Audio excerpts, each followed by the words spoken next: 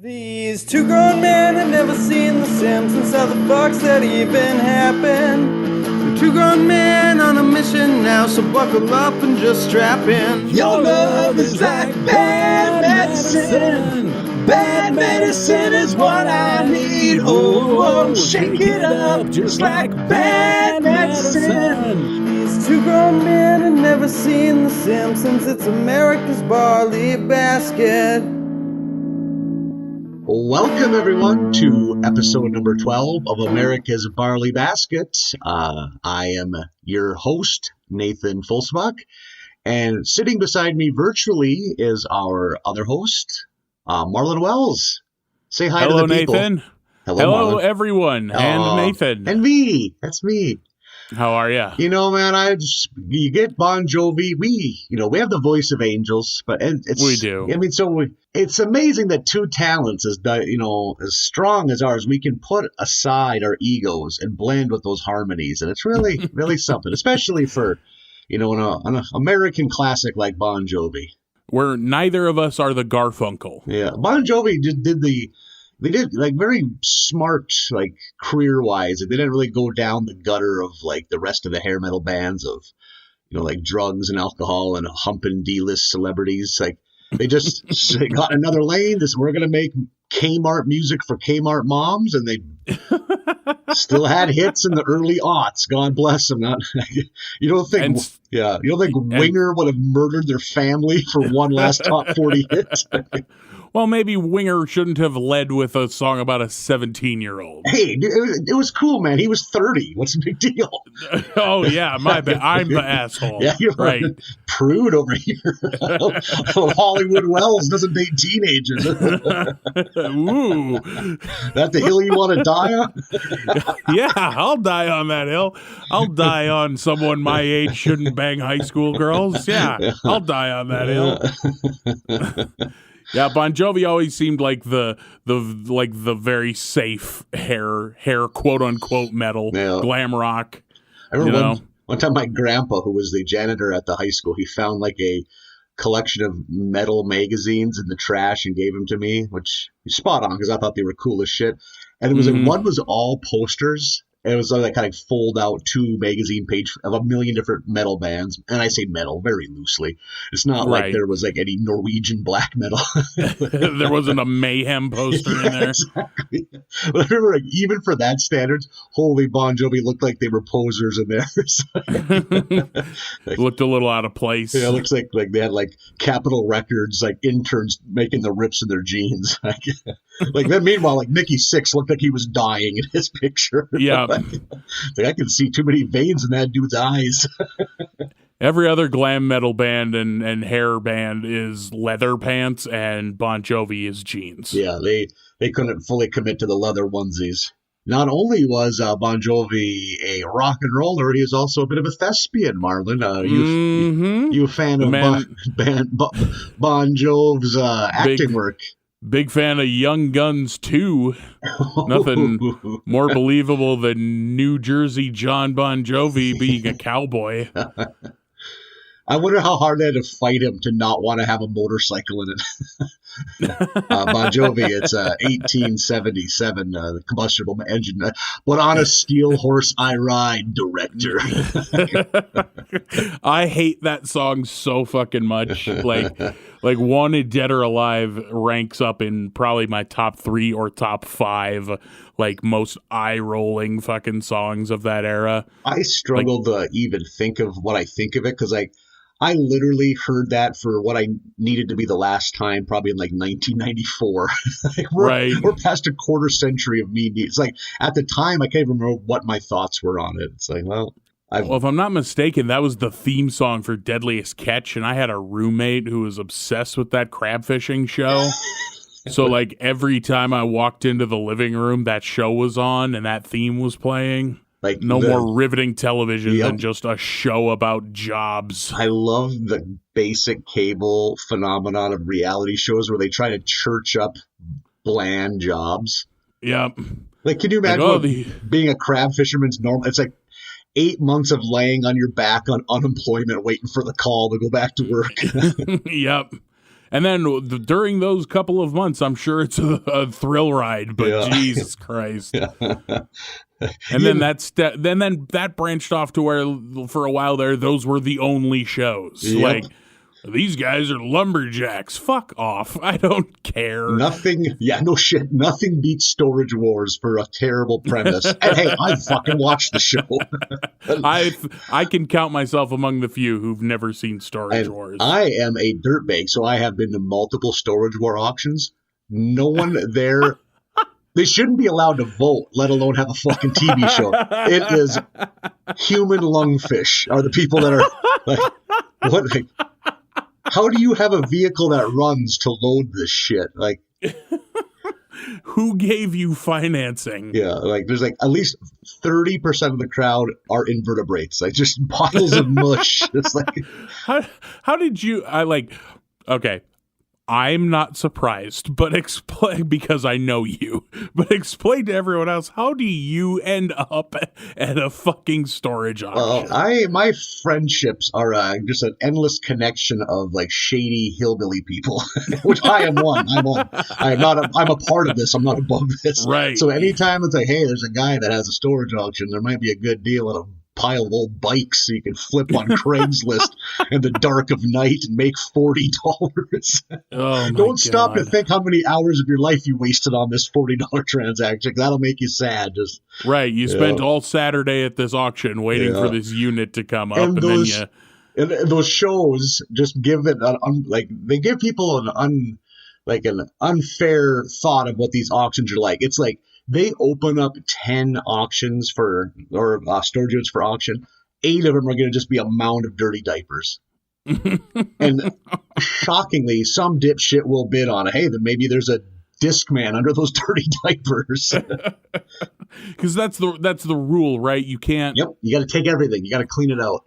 You can't like go in there and root around before the sale. It's just you can't put your feet in it. You just gawk around at the edge. So somebody buys a storage unit full of dirty diapers for $1 and then spends the afternoon cleaning it out and then goes home sad. Is that it? Yeah, and I mean, some of them are wall-to-wall totes, clear totes that you can see are full of garbage. And people still bid on it and spend a whole day of loading that shit and throwing it away somewhere. Is it retirees who have nothing else to do? Legit garbage humans. Like,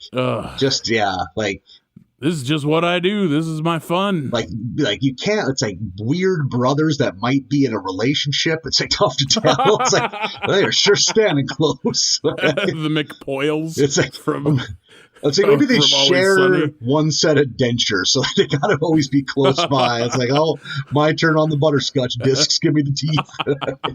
I'm hungry. Give me the chompers.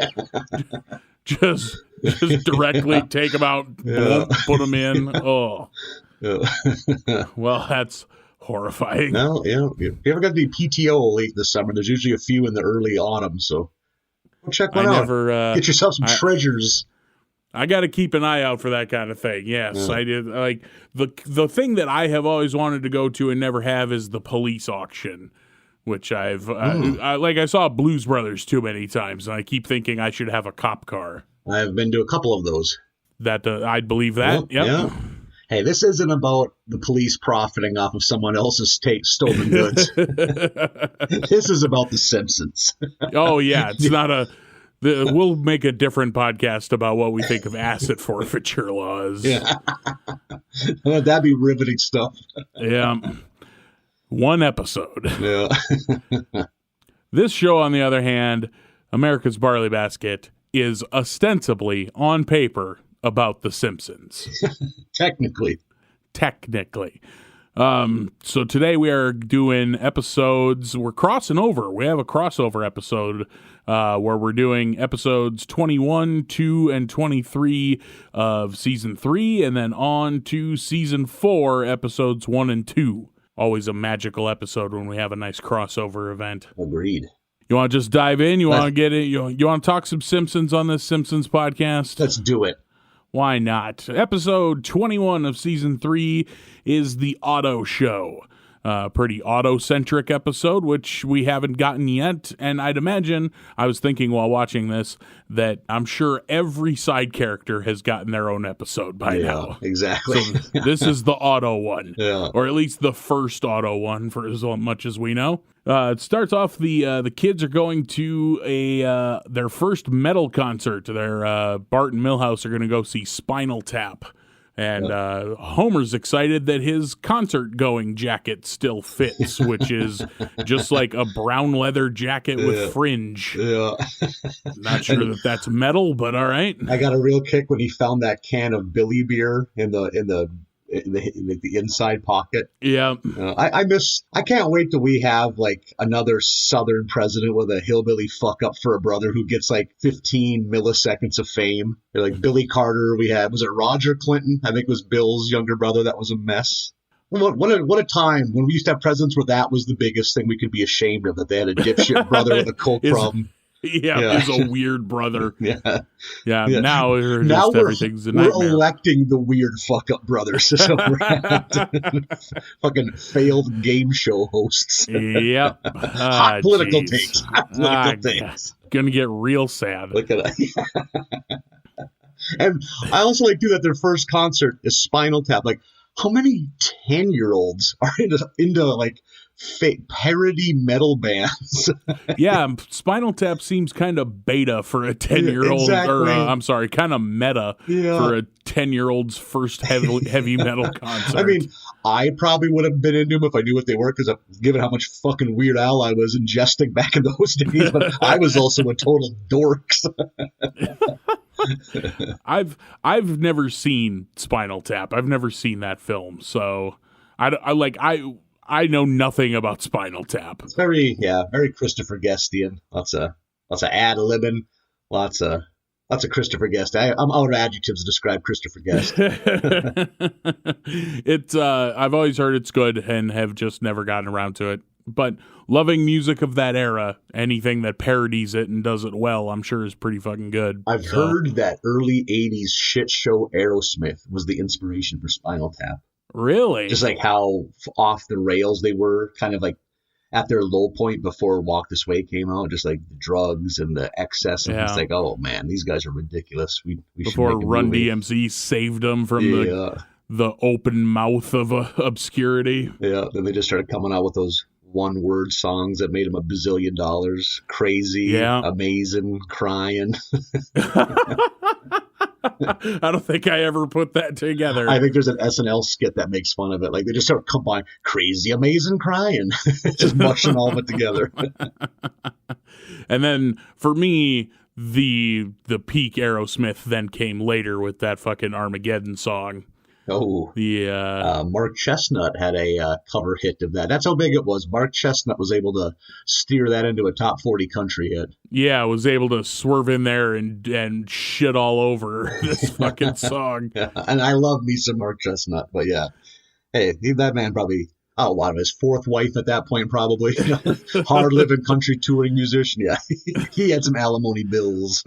Yep, got to get paid. That sweet, sweet Armageddon money. Yeah, you invest a little, you give it to Aerosmith and let you cover their song, and it pays dividends down the road. Do you remember? I always hated his covers so fucking much when I was a kid. I'm sure it was on the radio every fourth song back then too. Yep. You couldn't fucking escape it. And you were at an age where you didn't always have control over the radio. You were still riding in parents' cars. Exactly.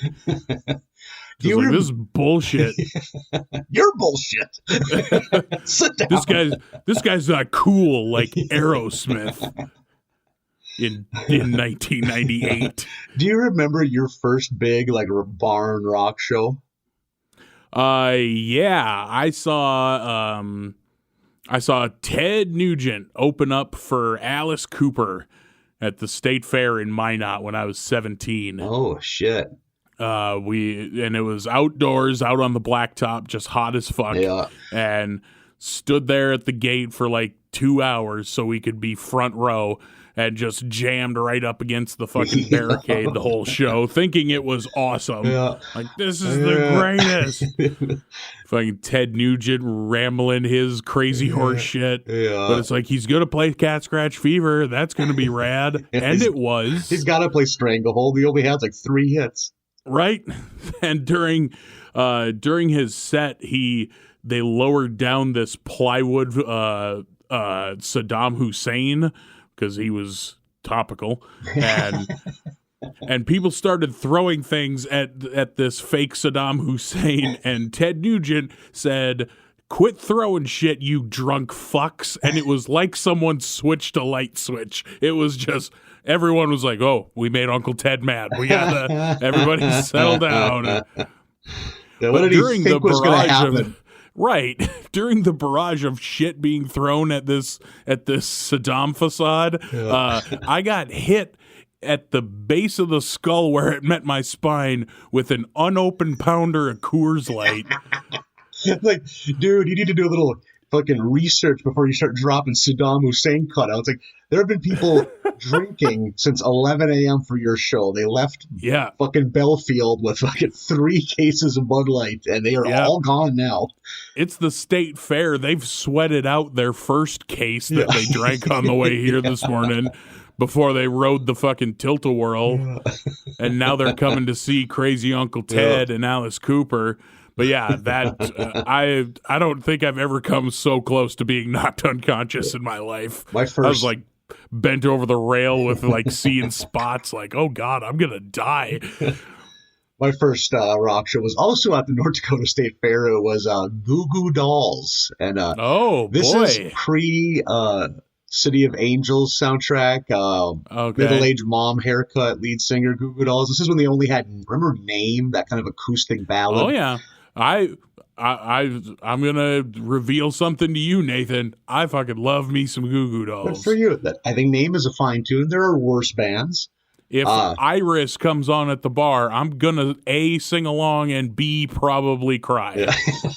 I want to be there for that. I don't want the world to see me. I want to see how I'll react. Because I don't think that they'd understand. God damn it, I'm about to cry. We want to hear a 90s lineup. You know who the openers for Goo Goo Dolls were supposed to be? Dishwalla and Dog's Eye View. Ooh, that last one I have not heard in a long time. Yeah, they had a top 40 hit that was on the radio for roughly one afternoon in 1996, and that was it. But he was able to get him on the state bar. Counting Blue Cars. Counting Blue Cars, sir. yeah. But, I couldn't remember if it was Counting Blue Cars or One Headlight. Yeah. I love like late 90s post-grunge light rock. Yep, fucking Tonic, Sister Hazel. Give me some Collective Sister Hazel. Soul, Yeah. Matchbox 20. Yeah. Give it to me. Give me some Better Than Ezra. Yeah. Oh my God. Yeah. Third Eye Blind. Let's have it. Yep, I am into it. Yeah. That'll for sure have to be an upcoming theme for us to ruin Chase's wonderful wonderful theme song. A little Inspirato just landed on our shoulders. Yep. Tune in next week. And I do want to say, though, I think an outdoor butt rock show is a different level of sadness and weirdness than an indoor. My very first indoor show was Pantera with the openers Biohazard and Neurosis. Okay. I was not prepared for that. I was 16 years old. I didn't know. That was pretty wild. I remember the next day I was deer hunting and I was just sitting, and I thought I was having an aneurysm. My ears were ringing so bad. I was like, I need to go to the hospital. No, that's just metal, brother. My first indoor metal show, like I had been to indoor rock shows before, but it was like Papa Roach and Shinedown. Those aren't like metal shows. Yeah. But my first indoor metal show was probably Rob Zombie with Anthrax opening. Oh, nice. And that was fucking dope. As you and I have discussed off microphone. Rob Zombie has played North Dakota so many times, he should just have a condo here to save money. Yeah, like, he God might bless as him, well. man, and I love it every time. Yeah, he may as well just live here. I know even for our standards, we're really getting off the beaten path here, but I need to say something we need to talk about the level of BO and farts at these indoor like arena rock shows. Like I saw Marilyn Manson probably like 3 years ago, and the way the fucking farts smelled in that building, at least 20% of that crowd should have left that show and went right to an urgent care. These are not the farts of someone with a healthy GI tract. It was like, this is sad. I'm like, there's a handful of people in this room right now that aren't going to live through the month. Like they are rotting from the inside. Just the foulness, like acetic smelling farts. It's like, Jesus Christ. It's like rancid grapefruit juice in here. If you could describe a fart as having an acidity to it, that's bad. A sour fart is no good. And a shout out to my buddy Bill, who I went to this with, who may be listening someday. We were both like, he just kept commenting as we walked towards the show and saw the people piling in. The sea of untoned thighs in that crowd was just, which I was in hog heaven, brother. That is my kind of lady. Those are your people. Yeah. A lot of fishnets, and those thighs were struggling to get free. And he's just thinking about everyone like getting diabetes. I'm just like, having it. Who wants to live forever, brother? Oh God, I don't ever want to hear you do hamana ever again. Holy shit! Oh, I was at Rob Zombie and Marilyn Manson at the Fargo Dome a couple years ago. We're probably talking about the same show, yeah. But I was there, and there was somebody, dude, big jack dude, bald head, goatee, muscles, tattoos, wearing a sleeveless Shania Twain shirt, and I'm like, this dude is here to party. Yeah, God, but I want to hang out with that dude. Yeah, this guy doesn't give a fuck what you think. Yeah. You're Rob Zombie and you're Marilyn Manson. Don't impress him much. So, you're the guy checking me for knives at the door. That don't impress me. It's like guy walks in with a screwdriver in the side of his head. Let's party. Fuck. So Bart and Milhouse are on their way to Spinal Tap. Homer does not go in, which I thought was strange. Interesting, but yeah. He just sits in the parking lot and eats snacks the whole time. But the kids go in and they're enjoying themselves. Spinal Tap seems to be like on their way back down in popularity, which, 1992, that probably checks out. Yeah. But they make a fair amount of like shitty concert venue jokes, like there's water on the stage and somebody doesn't inflate their devil properly, so it like looks real disheveled and shriveled as it lowers from the rafters, but they still salute it with the horns anyway, which I was like, okay, that's pretty funny. And eventually the front man gets blinded by one of the lasers and they call the show like 20 minutes in. They're like, nope, fuck this, we're out. Which I can't blame them for. And the crowd riots, like full-on GNR Metallica style. It's on the news, and Marge is watching, and she sees Bart, like, swinging around participating in the riot, because of course he is. He's Bart. He's a rapscallion. Homer, completely oblivious, sitting in the car, eating his snacks as the riot police run in. Something about cartoon riot police hit a little different. Yeah, in no doubt, 2020. right? Yeah. Oh, When I saw that, I was like, jeez. Can't get away from it, even in a 30-year-old Simpsons episode. Have you ever been to a show that went pear-shaped like that, where things like the performer quit or? Nope, I never have. I've never had been to a show that went tits up. My hometown used to have a classic rock fest that was pretty successful. Then one day, a couple of like big shot farmers from like the valley, God Jesus Christ, talk about his North Dakota centric, the Valley. Like people would get that reference. No, but remember that we have a Belgian listener. So Belgium, you need to. God bless you. What up, Brussels? So I think you're going to need to do a little better than that. The Valley is a very lucrative farming region in the upper Midwest, very fertile soil, and the farmers often have money. These farmers had enough money to put together a country festival. And I mean, the lineup was pretty good. I can't remember what the issue was, why it didn't succeed. I think they like planned it during harvest, which is funny since they're farmers. You think they would have noticed that? Oh, this is the time we have to work. But someone made the very crucial mistake of booking Steve Earle as the closer, which on the surface makes all the sense in the world. He is beloved in North Dakota, but they love the rockers. At the time, he was touring with the Del McCurry Bluegrass Band. Like, they didn't have a fucking drummer. Like, they were playing fucking Earl Scruggs classics. Yeah, they have jug band shit. 5,000 drunk fucking North Dakotans screaming Copperhead Road, and they're just, nope. Here's fucking Foggy Mountain Breakdown for you knuckleheads. And the Bud Light bottles and the batteries were a-flying in the air. It was like, we're gonna have fucking Steve Earle's head on a stick. And from what I remember hearing is like, if I sing Guitar Town, will you guys fuck off? And they're like, yep.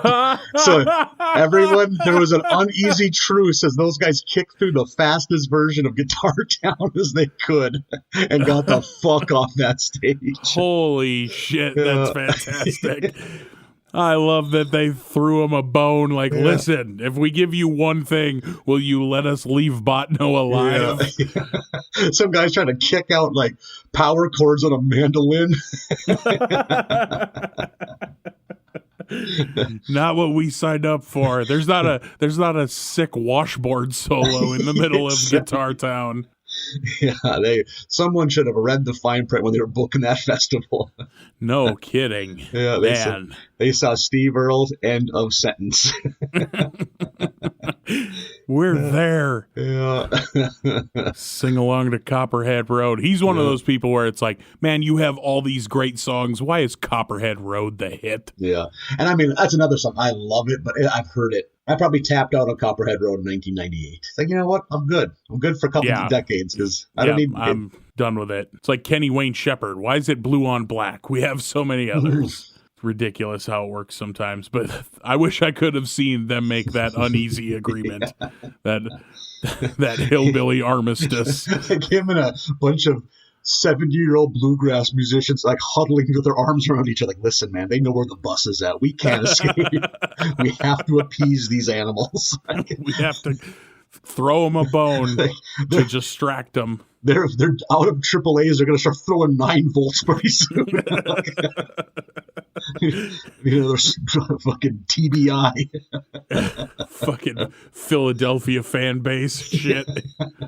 Oh my goodness! But The Simpsons. But so that show, that Spinal Tap show goes completely bad.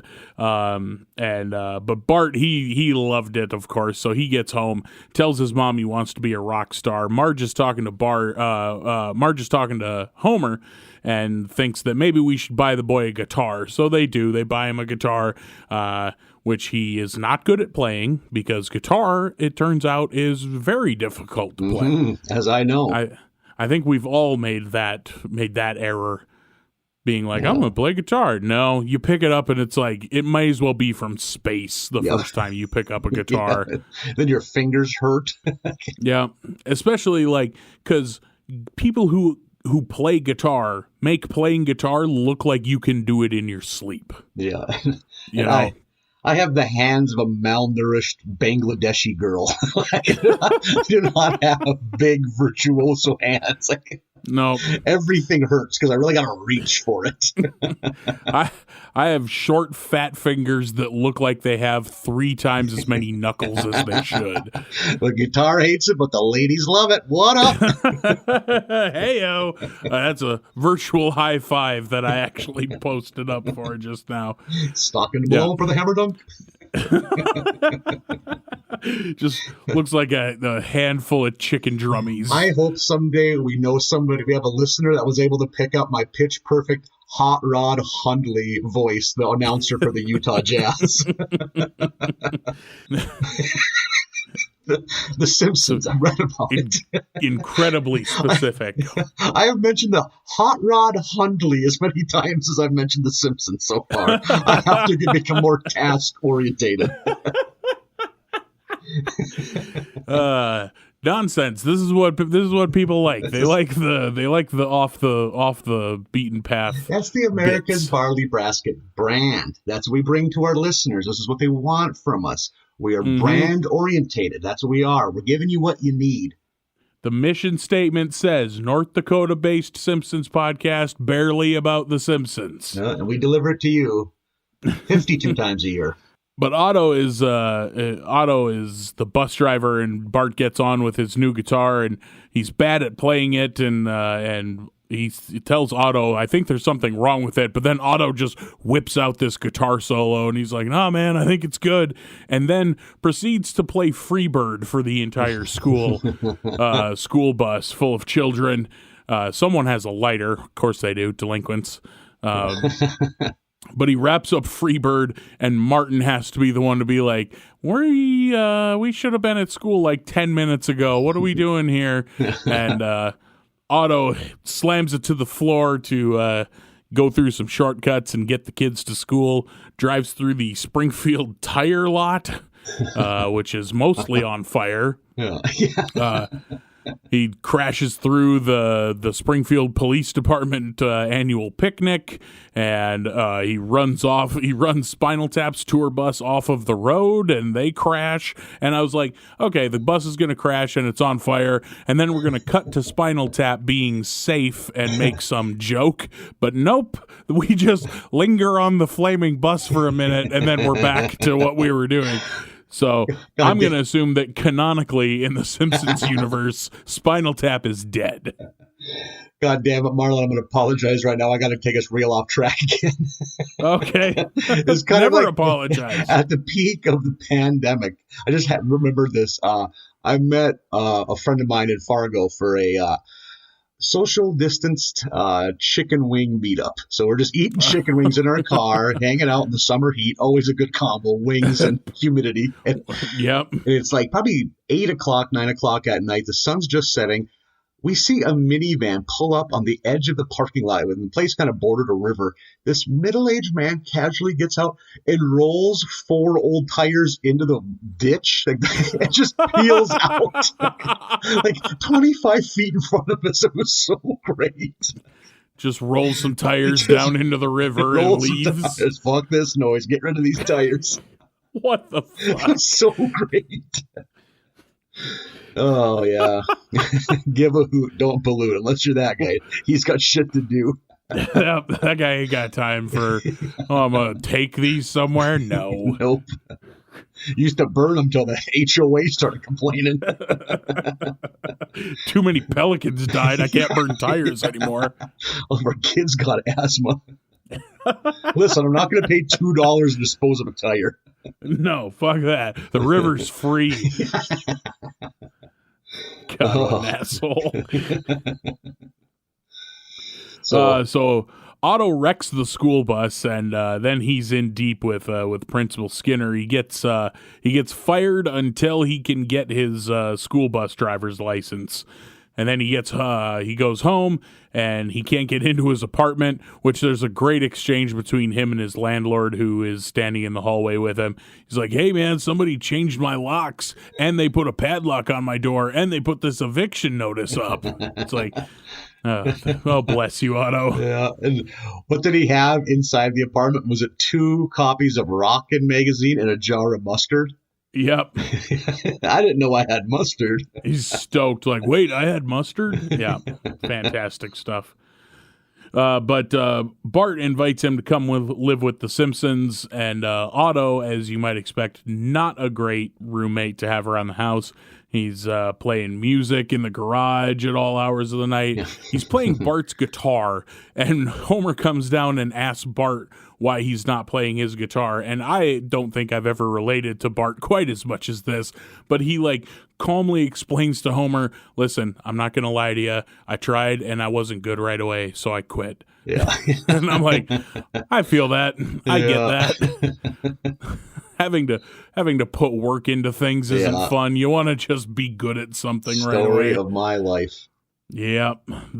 That I think that's a trait of the formerly gifted student. Yeah. And looking back, I wasn't even gifted. I can just read good. And when you're 7, that's all you need, man. School's easy if you can read good. Some would say read well, but I mean, so I think you're right. I don't think you would use the word gifted. Nope. I could just read good. And then when that wasn't enough anymore, it's like, I have to put effort in nonsense. I will just make sounds and try to amuse my friends. Wait a minute. Everybody else got up to this plateau I was on way earlier than they were. To put the effort in. Shit. 7 years of school where I didn't have to do anything because it all came too easy. Yep. Just sleepwalk my way through grades 3 to 12. And then find out, oh, wait. So Homer wants Otto out, so Otto is going to go get his bus driver's license. He had attempted to once before and failed real miserably. But he goes back this time, and either Patty or Selma, I don't remember which, decide to give him another shot, and they kind of bond over their mutual, not hatred, but they both distaste. There we go. Their mutual distaste of Homer. So they're like telling each other stories about dumb shit Homer has done, and she's just like marking correct answers and ignoring him hitting cones the whole time because they've bonded over this. And then he ends up getting his bus driver's license, and he's back on the job, and everything's back the way it ought to be. Yeah. The way it ought to be. Oh, shit. God look at damn you. It. Big things popping on that other side of the mic. You can send cash and checks to P.O. Box 412. No. That was a fun episode. I enjoyed it.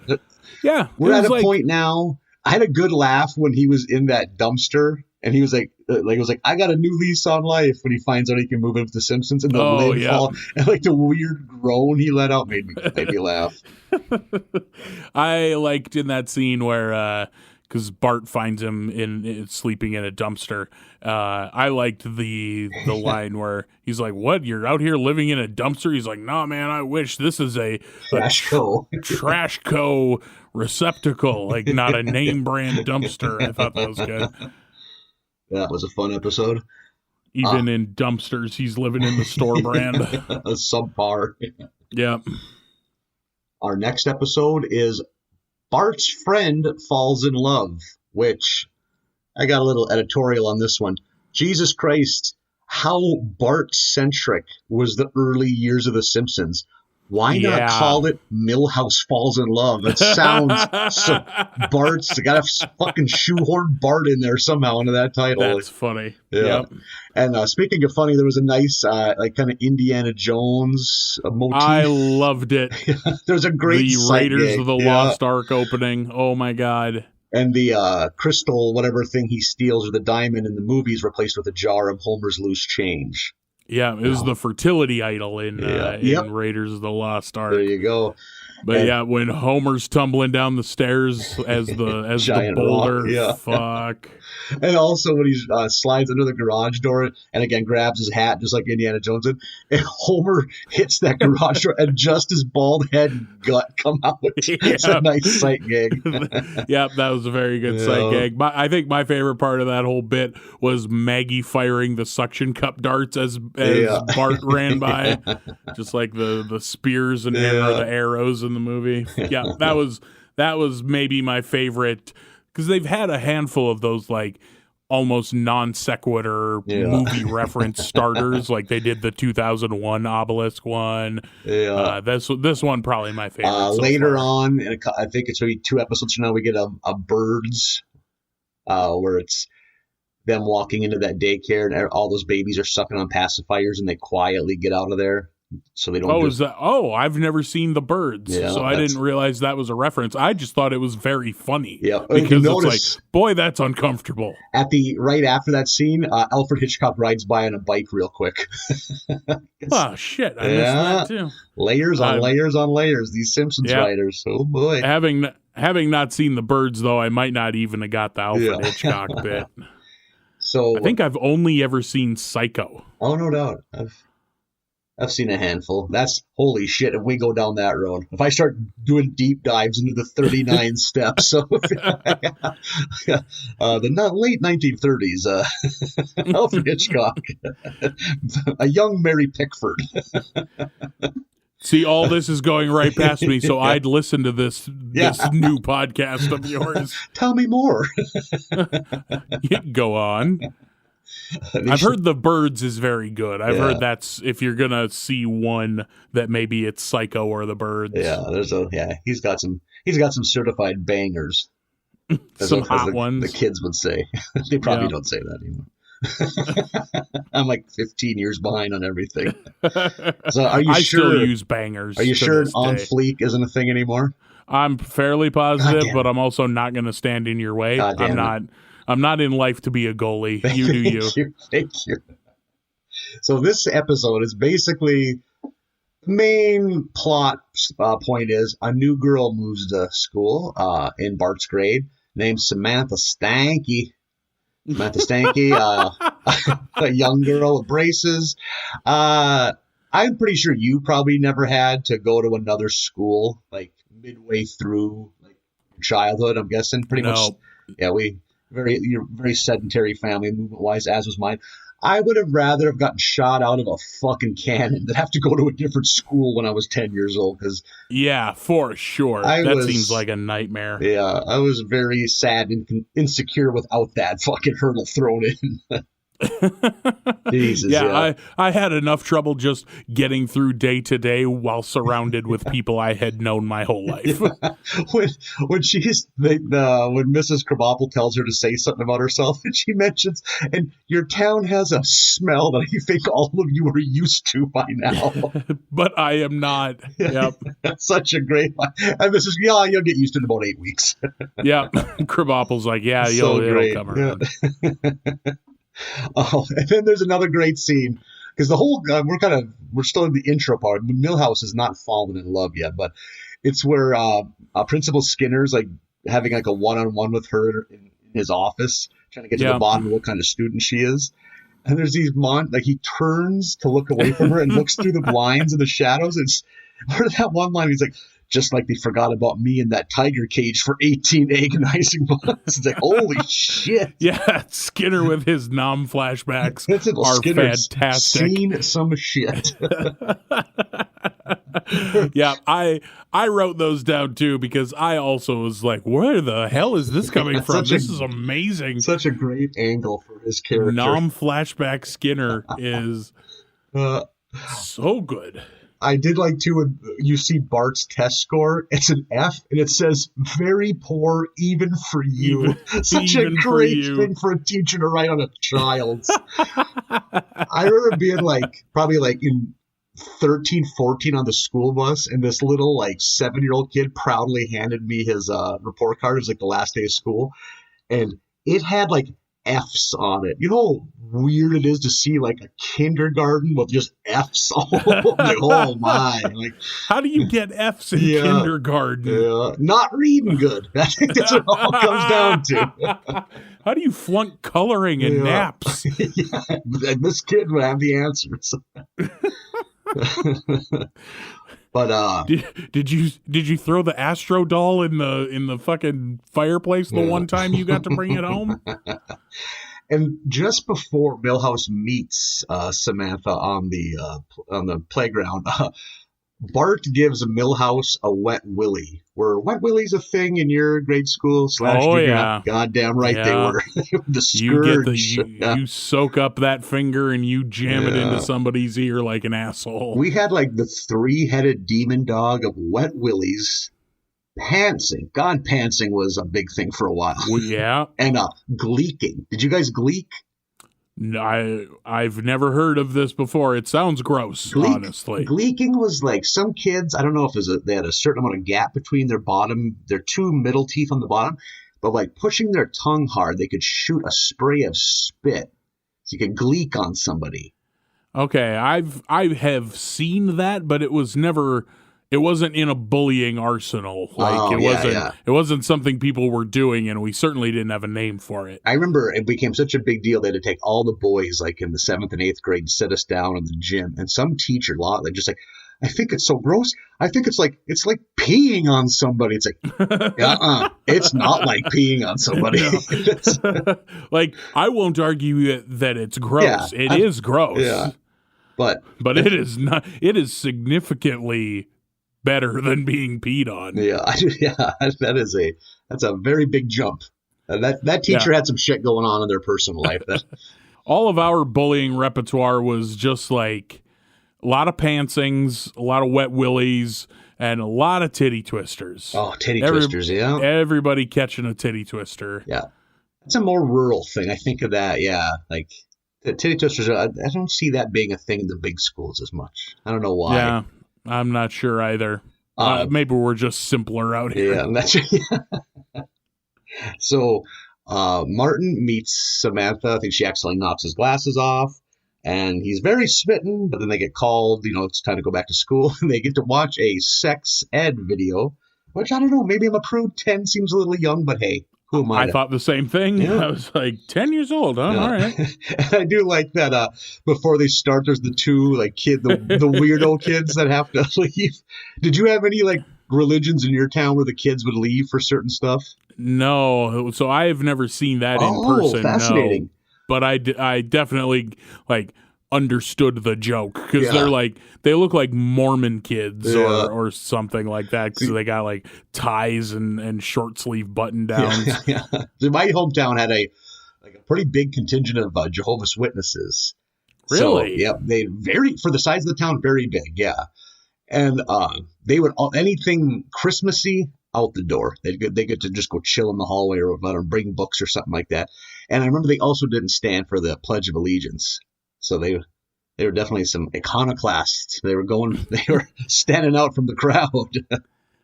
That's wild. Yeah, I never had anybody like that. Yeah. If you want to hear some real positive hot takes on that, ask my dad what he thinks about the Jehovah kid not standing for the flag or for the allegiance. Oh, I'm sure they're real good. I'm sure they're very calm thoughts.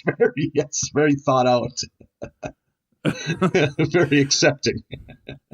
Where I'm from, Lutheranism is like the crazy religion. So no, we didn't have Jehovah's Witnesses or Mormons. And so watch that sex ed video. Those two are making eyes at each other the whole time. Milhouse and Samantha, and Bart, he's still a man's man. He hasn't found the joys of love yet, so he thinks this is all crazy. And then Milhouse brings Samantha to Bart's treehouse, and Bart is none too thrilled. And, not into it. Yeah. He goes, she wants girl comics, so he goes to Lisa's room to get some girl comics. Comes back to those two smooching away. Mm-hmm. They are really smooth. That Milhouse, what a dog.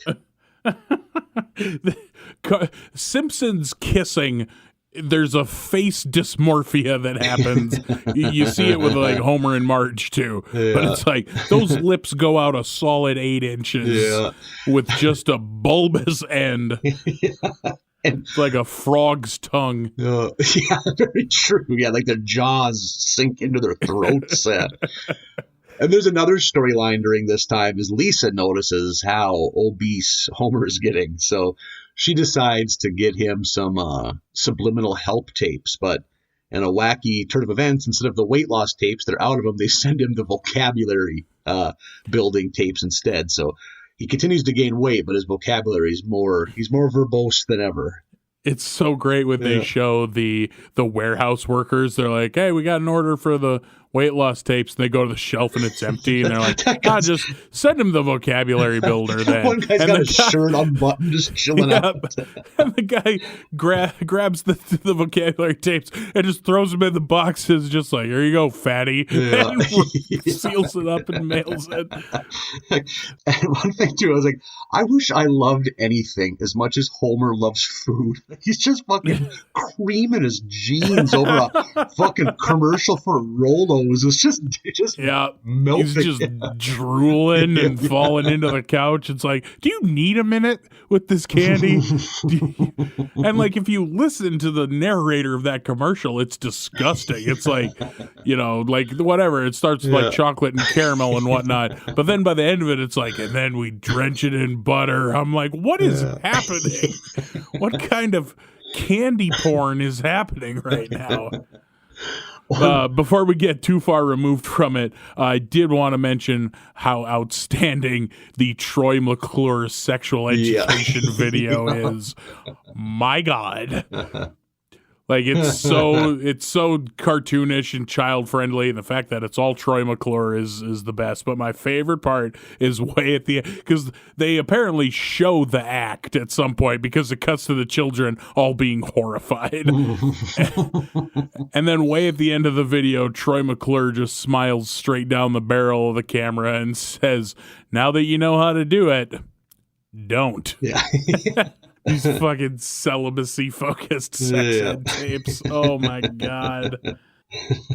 Yeah, any Troy McClure appearance is always usually between him and Dr. Nick. They're my two favorite rando characters. Yeah, when either of those two pop up, I'm usually pretty into it. Yeah, I like how a doctor that goes by Doctor insert first name is either like a decades-long beloved family pediatrician or something, or he's doing medicine out of the back of his fucking hatchback. Yeah, You're just either a an total amazing shyster. doctor or a terrible doctor. Yeah, he's the best or worst and no in between. So Milhouse is now head over heels in love with Samantha, so Bart has to make new friends, and that's tough. So he ends up settling to be friends with Martin, which Martin immediately announces to everyone on the school bus, to Bart's dismay. I love when they go to Martin's house after school, and like they are not in that house for more than fucking 5 seconds. Bart, would you care to hear me play the lute? He puts on that silly hat. It's like, God damn it, Martin, you're such a pun, but don't ever change. He's got that fucking Robin Hood hat with a big feather in it and plays the lute, and you just see Bart in the background out the window running away. So when he first sits next to Martin on the school bus and is like, well, I guess you want to be friends, and Martin says, not since I successfully lobbied to make the school day 20 minutes longer has anyone wanted to be my friend. Like, what a thing for Martin, for a child to be doing. God bless Martin. God. I like you just how you are, Martin. Just a complete fucking zero. Yep, you're shit, and I don't ever want you to change. So Bart realizes being friends with Martin is just not a thing you want in your life. So he decides to make some kind of scheme to have Samantha's very strict father find about Samantha in Milhouse's makeout sessions in the treehouse. So he turns narc. Yeah, he's a little fucking narc. Someone needs to let Bart know that cock blocking is a dick move. And that snitches get stitches. Yep. So she is taken away to a Catholic school for girls. Milhouse is despondent, heartbroken, and just can't. Yeah, he just lost his lust for life that we all loved about Milhouse. Yeah, we loved how full of life he was. And Bart doesn't know what to do. He feels bad, and I think it's Lisa that lets him know, like, hey, you're gonna have to. Like, Lisa's reading like a future magazine this whole time. It's like there's some other way around it, like with technology, but that technology is like 6 months down the road. So in the time being, you're gonna have to fess up and let him know that you're the reason that Samantha got taken away. goes over the Milhouse residence, and Milhouse is very sad. That's a good scene too. He's like, I don't want to see you cry. I don't want you to see me cry, Bart. He's like, I see you cry all the time. You're always crying. Yeah, Milhouse, not a manly man. Nope. But then he becomes one when Bart lets him know that he's the reason Samantha got taken away, and Milhouse is full of white-hot rage and starts fighting with Bart.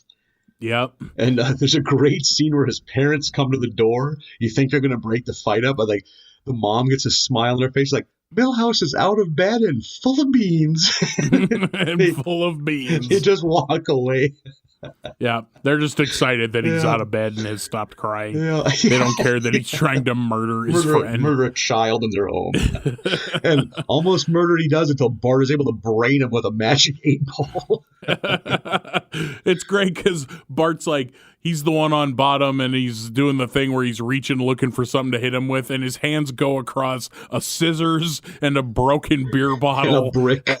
And a brick. And then finally, the 8-ball. I'll hit him with the 8-ball. Just brains him with that. Breaks the 8-ball. I don't know how hard you got to hit somebody to break a magic 8-ball, but it's a pretty solid shot. And I don't know about you, but this episode really wraps up quick.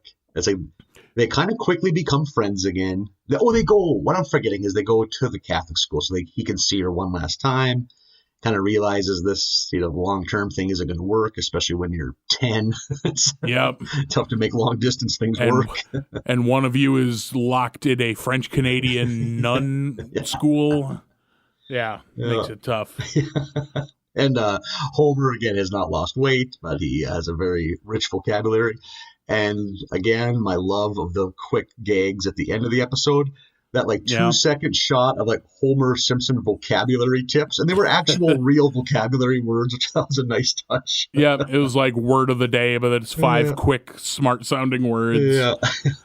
I loved eloquent Homer that we got through most of this episode. Yeah.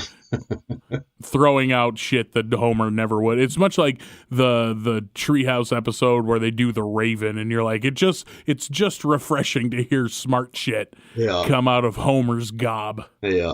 So there we go. That was a solid one. I was pretty into that one. That was very funny. I really liked the man. I hope we keep getting flares of Vietnam Skinner. I thought that was super fucking funny. Oh yeah, and our Milhouse. I just like Milhouse. Yeah, I've kind of forgot we hadn't spent a whole ton of time with him so far, but yeah, we got. Like I said, I'm sure every character gets their own episodes. Episode 23, the finale of season 3, called Brother, Can You Spare 2 Dimes? And I don't know if this is where it comes from, but all I kept humming to myself this entire episode was Sugar How You Get So Fly from, what's his name that did that song? I don't even remember. But it's not important. But this episode is one of those, I think this happened last season as well, where it's like a 4-month break over the summer, and then they air the finale. For some reason, whatever the fuck Fox was doing. Just early 90s Fox being early 90s Fox. They forgot they had an extra episode of the most successful program they own. Yeah. Hey, you know how we're on a roll? Let's take 3 or 4 months off. It's probably aired at 9 a.m. Right after church on a Sunday. You meant p.m. Oh, interesting. Oh. Yeah, so fucking weird. Whatever Fox was doing. This one we get Herb back in our lives, still voiced by the delightful Danny DeVito. It starts off Homer. They're doing the physical at the power plant, the yearly physical. Lenny, I think it's Lenny. I always forget which one's Lenny and which one's Carl, but I think it's Lenny. Is standing in line. Everyone's in their underwear except Lenny, who's naked, and Homer's just like, you forgot we had physical today, huh? And Lenny's unfazed. Just, yeah. He asks if he can borrow his underwear. Yeah, which, first off, who does that? Secondly, those would come all the way up to your armpits, Lenny. I don't know what you're hoping to accomplish, but Homer is is he does it was another sign of the times. I don't think they measure body fat this way anymore by submerging you in a tank and measuring water displacement. Oh man! But Homer registers as 104% body fat because he's eating chicken in the vat. Did you ever have to get a sports physical when you were a young man in your junior high days? Yeah, but it was pretty. I don't remember doing body fat and all that, but it was like, just check you over and grab your balls and kick you out the door. If I remember right, it was like a 10-minute thing. Nothing beats being 12 years old and getting your biscuits manhandled by a grown man. Which, they don't enjoy it either. Right. So no one's having winners. fun. There's no winners here. I guess the winner is you don't have a hernia. Yeah. Which, I'm 14 years old. Why would I have a hernia? I think you just like making kids uncomfortable. Yeah, exactly. It was probably from like back in the 20s where like the legal age to work was 8, so kids had middle-aged man injuries. Kids have been in the steel mill since they were 7, so at 14, they maybe got a hernia. Yeah. It's probably a holdover from that. But sports physical. I only played football 2 years, and I was before unrelated to the physical, deciding I didn't want to do that anymore. So I wasn't like, I'm tired of getting manhandled. I can't play sports. There was other reasons I quit besides the fondling, right? The unwanted fondling. That was maybe an upside, frankly. So through the physical, we learn that Homer is sterile because Smithers points that out to Mr. Burns. They show a microscope shot of Homer's sperm, and there's only 3. One is napping, and the other 2 just keep running into each other. And then Smithers gives Burns an example of good, healthy sperm, and it's Smithers' sperm. Yeah. Which, I don't know why you just have this sitting here, Smithers. Anyway. He's a little off-putting, that one. Yep.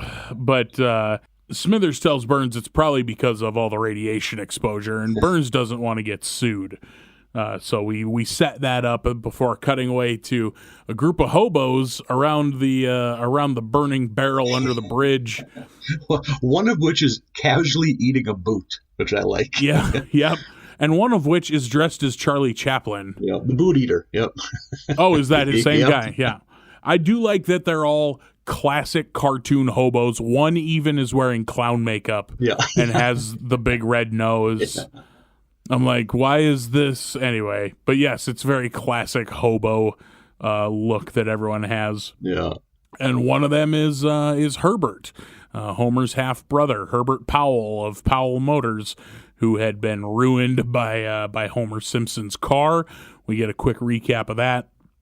But he kind of vows that it's America, he's going to get out there and come up with something new, and he's going to be rich again. Yeah. We go back to the Simpson household. Bart is doing the couch pole vault and breaks the couch, which I had never thought of doing. But looking at it, I was like, man, I wish I'd have done that when I was a kid. That looks fun. The sad thing is you and I probably outgrew the size you had to be to pull that off by the time we were like 4. we didn't have the manual dexterity to pull it off when we were little enough to do it. Or the brain power to put the thought together to even do it. Like, I outgrew ball pits before they existed. The height of a grown man when I was 7. Just awkwardly. So I'm watching children older than me play in it. So Burns wants to give Homer some money so that he doesn't sue the company. Yeah, there's a great scene where he meets up with some lawyers on how to do that on the sly, getting right in the lawyers' face, like telling them they're scum, and he like respects that they're shady but hates what they do. Like, it's a real fun scene of him running down one in particular lawyer, and they decide to give Homer some money and have him sign a thing saying that they won't sue him, and kind of do it all at once so Homer doesn't bother reading or anything. But He does have some. He has some stipulations. I like how they're going to give him $2,000 to make him go away. Yet they'll spend what easily looks like $75,000 on a bullshit awards ceremony to make him feel better about himself. Yep, like Burns just babbles and makes up an award for Homer to win, and Homer's like, "But wait, don't I get an award ceremony or anything?" And then it kind of just smash cuts to them doing a huge Oscar-style award ceremony. The local Rockettes dance troupe. Yeah, they got dancers doing a song and everything, and Smokin' Joe Frazier is there to be the presenter. And his speech is he just gives Webster's definition of excellence and then says the winner's name. Like, that's the whole reason he's there. Such a great choice for someone to have Joe Frazier. That was a nice move. Yep, perfect, especially for the time. You're like, yeah, 92, Joe Frazier, sure. This would everybody would eat this one up for sure. Yeah. But so they get Homer paid off. Herb comes around and he's got an idea for an invention, and he's on his way to The Simpsons, and he accidentally goes to Flanders' house. Holy shit. Yep. And Flanders is like, "Oh, on our tithing day, come in," and like a transient. A transient. Lucky us. And bring him in and like, "Oh, we'll get you all cleaned up and everything." And their exact words, "Let us feed and bathe you." Yep. Then either Rod or Todd, I don't remember which is which, but one of the boys is like, can I anoint the boils on his feet? And Ned has to be like, "I think it's Mommy's turn." "Oh, yeah. No fair." Like, fucking A, Flanders is. When he's leaving all dressed up in his nice suit, it's like, "If you ever want to spend the night, Maud and I can sleep on the card table." What a weird. Okay, yeah. Why not? Flanders is. Those are the best Christians you've ever heard of. The Flanders is. Oh my goodness! But they get him cleaned up in a new suit and send him over to Homer's. Homer opens the door and Herb fucking decks him just right in the mouth. The kids are happy to see him. Marge happy to see him. He's really only shitty to Homer, and that's you know what? That's kind of fine. Although I still maintain that it's Herb's fault for putting so much faith in Homer, who he had just met. Yeah, but that's fine. He eventually pitches them on his invention and asks for the $2,000 as startup capital. They agree to give it to him. His invention is the baby translator, which would be the biggest invention in all of mankind if that were a real thing. He takes it to a baby convention where we see the scientist with his remote control plane with his baby son in it, flying him around, and then he crashes through the window. Like, that's not up to code at all. Yeah. One of the other products at this convention is dog in a ball, and it's just a scared dog in a huge hamster ball that this toddler is pushing on. Yeah. Now your baby can play with the dog. Dog in a ball. Yeah. Perfect. So he's there and he's selling his baby translator, and of course it's a huge success, and he gets orders for all these baby translators, and he's back on top again. They show him back at the house, and he gives the family each a gift of something they want because they each had their heart set on something different with that $2,000.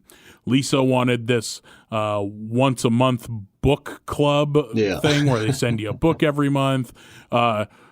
Bart wanted a machine gun, but Herb is like, "You obviously can't have one, but to help prep for the future, I got you an NRA membership so you can get one when you're older." And there's some scathing NRA jokes in there, and I'm like, man, 30 years ago we knew what this was going to be, because Bart says something along the lines of like, "Well, can I get like armor-tipped, cyanide-dipped bullets?" And Herb's like, "Well, yeah, of course. Yeah, it's in the Constitution." Yeah. It's like, God damn it. Every so often, The Simpsons do a joke from back then about something you're mad about now, and you're just like, God, this has been going on forever. Yeah. and we haven't done shit. It's gotten worse, if anything. Yeah, it's like a real, I want to throw something at this television right now. Yeah. Marge gets a new washer and dryer, and they sell the old ones to Moe's Tavern, where they're betting on them. Gambling. Yeah, they're gambling on them doing appliance races because they shimmy and shake so bad that they paint numbers on them and they're making them race, which I thought was pretty funny. Barney loses and is like chewing out his dryer, like stupid dryer. And Homer painted on him. Yeah, Homer had his eyes set on this vibrating massage chair, and of course Herb gets that for him and forgives him for ruining his company and says that they can be brothers again. So a very happy ending to that one. I agree. That was, again, another fine. Episodes are getting funny, super funny. I'm laughing out loud at least a handful of times every episode now. Yeah, I that got a real snort laugh out of me when they were doing the appliance races. I thought that was very funny. Yeah, very. I agree very much. Or when Joe Frazier gets in a bar fight with Barney too. Yeah, they are not outside the door. Within a second, Barney is making very, very painful sounds. Yeah, and as the door swings shut, there's blood running down the door in the background. Yeah. And Homer, when he walks out, sees Joe Frazier walking away from Barney, who's upside down in a trash can. And you hear Barney go, "Oh, a penny." Yeah, or a peanut. A peanut, that's what it was, yeah. You know that Barney always can see the bright side of things. Yeah, he's a real silver lining kind of, real glass half full kind of guy, that Barney. Speaking of silver linings, we are moving on to a season of The Simpsons that many say is like part of the pantheon of like the great seasons. Season number 4. Oh, is this thought of pretty highly? I believe it is. I think it's a real hot ticket for Simpsons fans. I think all of these, like 2 through 10, are all thought of pretty highly. Yeah, but yeah, I definitely think there was a significant uptick in quality from 2 to 3. I was laughing a lot more in 3. But season number 4, let's just put it in some context, Marlin. We need context here. Yeah, hit us. The fall of 92, I was, I don't know about you, I was entering the 7th grade, and I was in the mood for love, Marlin, and Shaquille O'Neal rookie cards. Nice. The hunt for love, very unsuccessful, but I did manage to pull a few Shaq rookie cards. Thank you. I think I had a Hoops and a Fleer Ultra. Look at you go.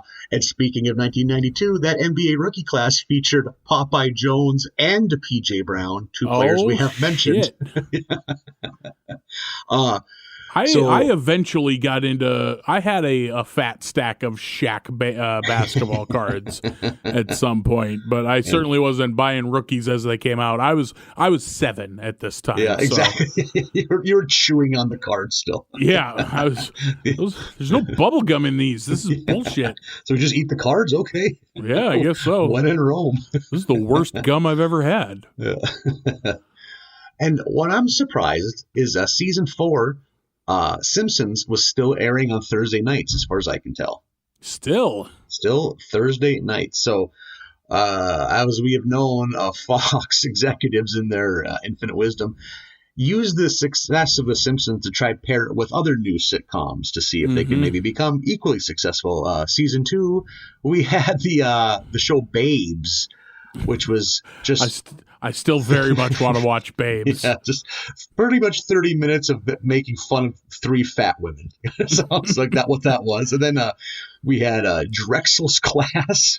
Right. where Dabney Coleman serves a 9-month sentence in shitty sitcom jail. It's like his being penance. A teacher, right? Yeah.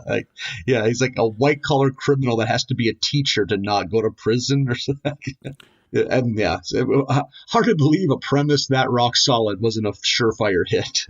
Did that even last up to this point? Yeah. Was that gone by now? I think they probably that was shown the door probably in early spring, late winter, my guess. And season 4, The Simpsons was paired with a new sitcom called Martin, and I don't really got any jokes about Martin because Martin was actually kind of successful. The Martin Lawrence program, right? Yeah, the comedian Martin Lawrence. I think it ran like 5 seasons, which, fucking 1% of all new sitcoms reach a level like that, Right. Able to get syndicated, making that syndication money. I didn't know that had run on Fox. I know Martin from like Nick at Night in the early aughts. It was running, it was running with, or maybe like TBS, whatever station was also running, Fresh Prince in perpetuity. And apparently, because it must have been a thing in the early 90s that all black actors that have their own show or movie have to portray like 7 different characters.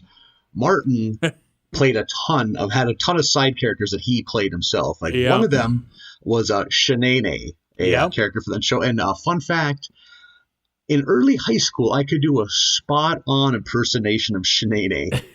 Then I hit some kind of, eerily, it's like I could have answered the phone and her mother would have believed.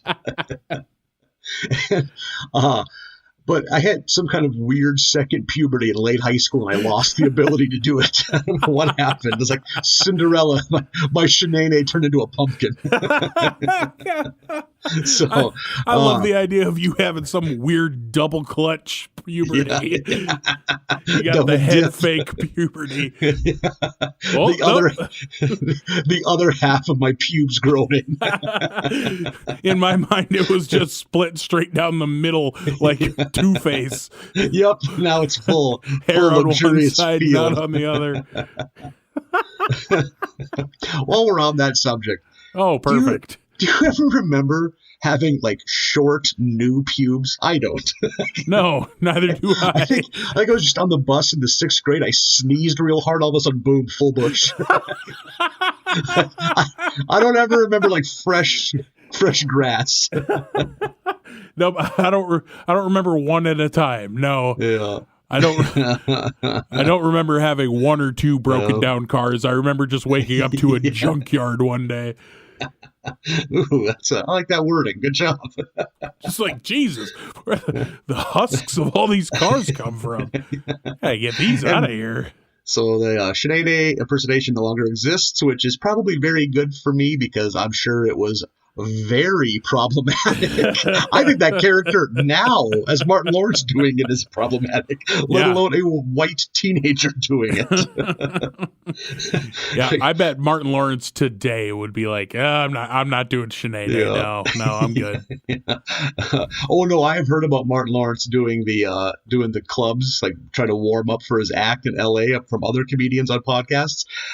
He still thinks it's 1995. It's like, hey, boy, man, good. That's we all like gay people now. This is really uncomfortable, man.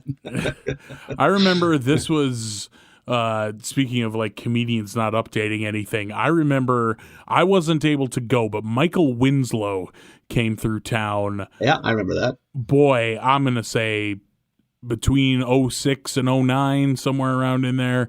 And a buddy of mine went, and I asked how it was, and he talked about how horribly dated it was. He was like, dude, he did a bit where he mimicked the startup sound, that ba-ding of the Sega Genesis. That's how dated he is.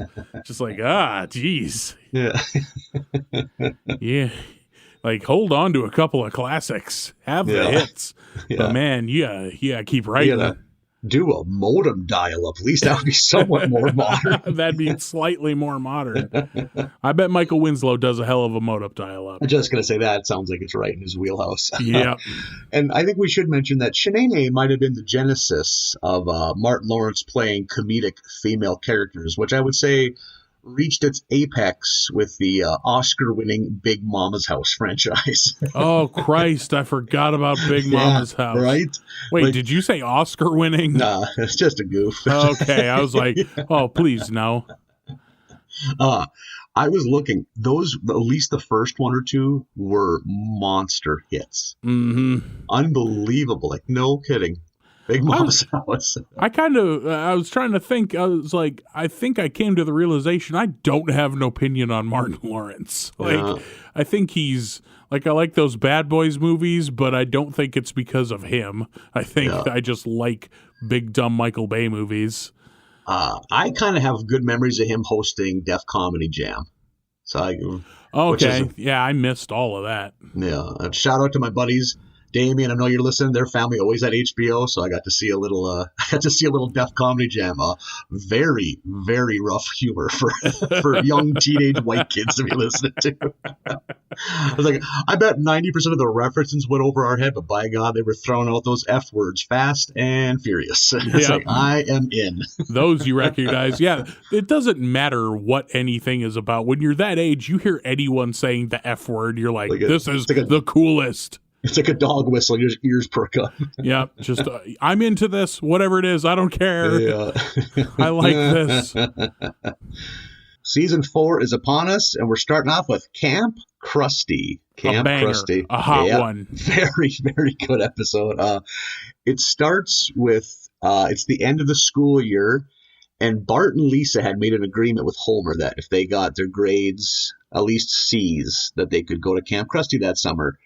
And of course, Bart does terrible. I think he gets all D pluses or D minuses or something like D pluses, which in haste he turns into A pluses with a little editing, which obviously no one will believe because he's never in a million years going to be an A plus student. A little greedy. Yep. Yeah.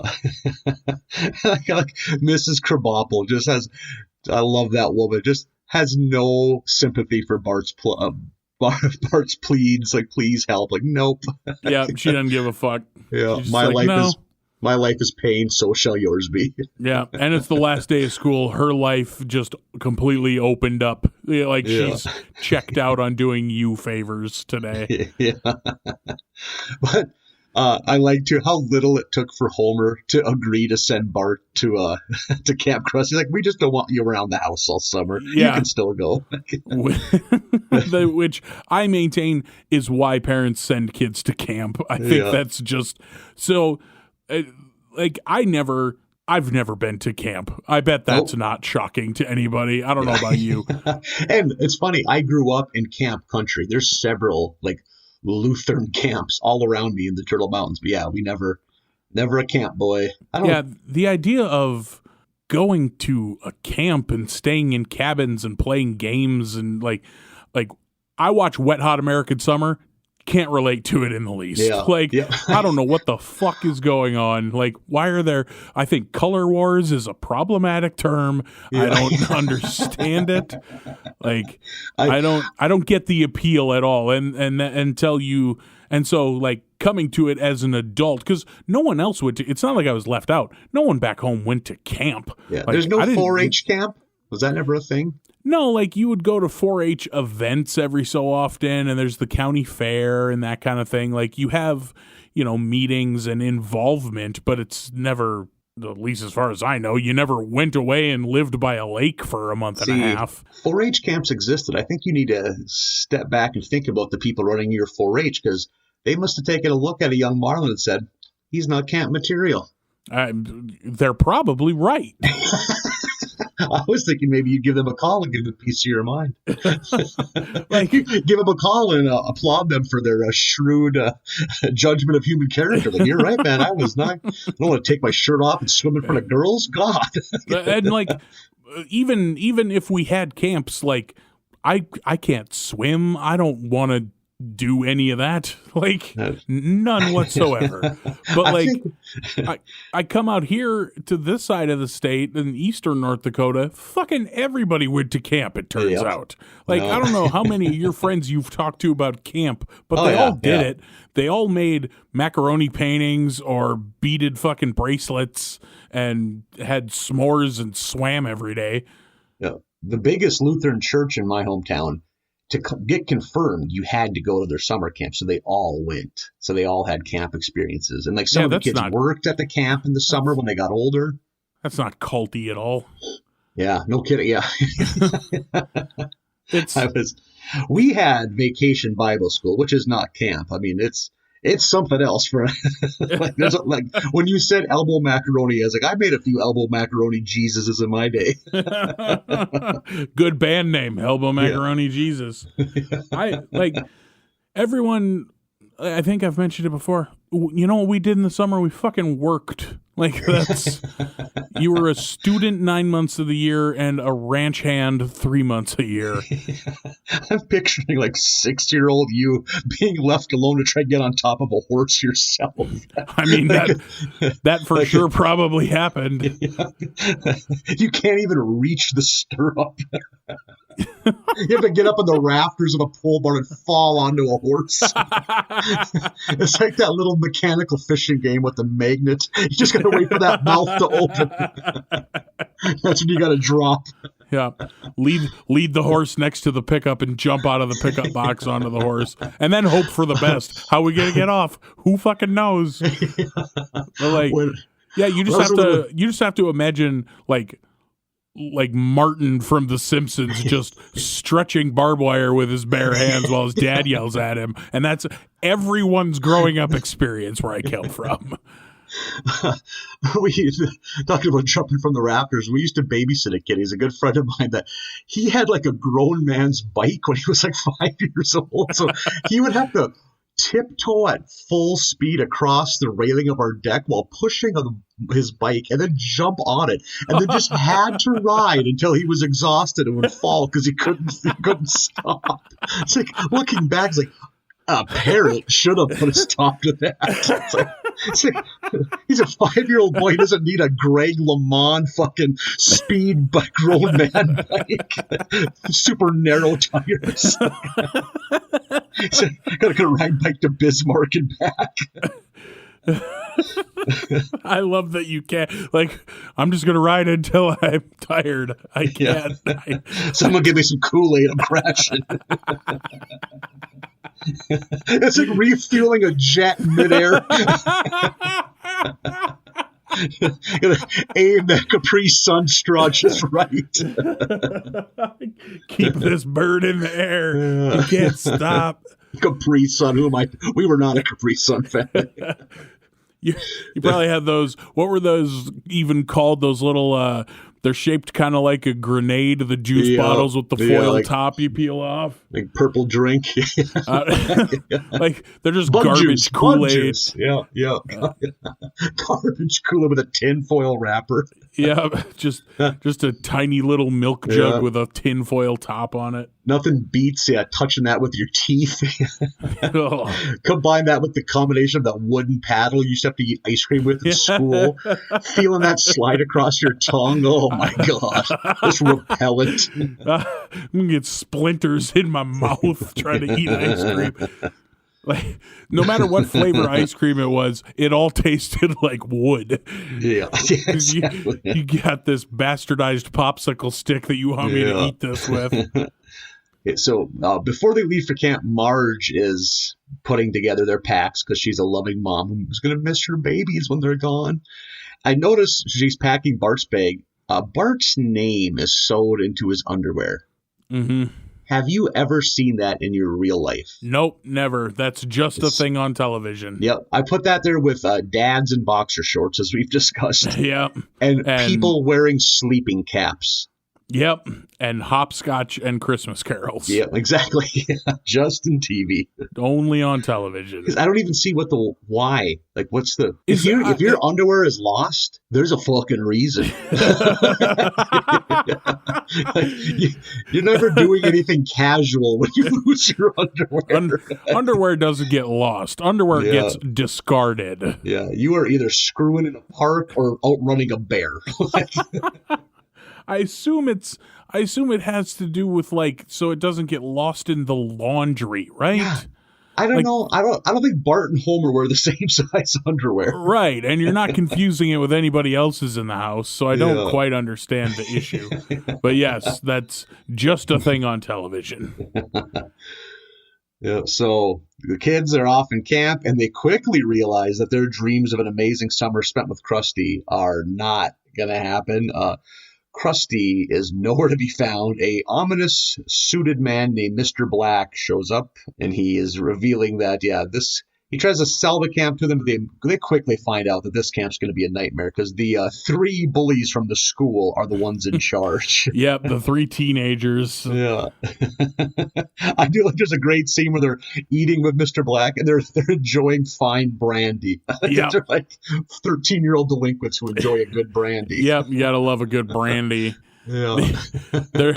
This camp is awful. Yeah. Having no real life basis for comparison. It's shoddy, to be sure. Yeah. There's like a separate camp for the fat kids that they're locked in. They just hang from pull-up bars the whole time. And it's like a sweatshop. They have to make like Gucci handbags. Yeah, they're making wallets. They're sewing wallets while the one teenager is beating a drum to the rhythm for the sewing. Yeah. It's just a sweat lodge. And the best is during all this time, Homer is rejuvenated. Like he's like losing weight. His hair is kind of growing back. Just being without the kids is doing wonders for both Marge and Homer. And like they sleep in camps and like large sections of the ceilings are missing. They're like freezing to death every night. In their hammocks with U.S. Army blankets. Like, holy shit. Yeah. And I like how Bart is like the only one that holds any hope. He's just like delusional thinking that Krusty's going to save him. Yeah, they show him like leaned up against the wall with a Krusty doll rocking back and forth. Like, Krusty's going to come. Krusty's going to come. Yeah. It's like, true believer Bart. Yeah, and the final straw is when they're brought together in the little wooden auditorium thing in more of an amphitheater for those scoring at home, and they're told that they're going to get to meet Krusty, and Krusty's brought on stage, and it's very obviously Barney in a shoddily put together Krusty costume. And it's his half-assed attempt to be in character. I'm not Barney, I'm Crunchy. Yeah, I'm Crunchy the Clown. Yeah. Can't even be bothered to get the name right. And the kids obviously know. And they start chanting, "We want Krusty." And Barney starts chanting, "We want Crunchy." Yep. Right along with them.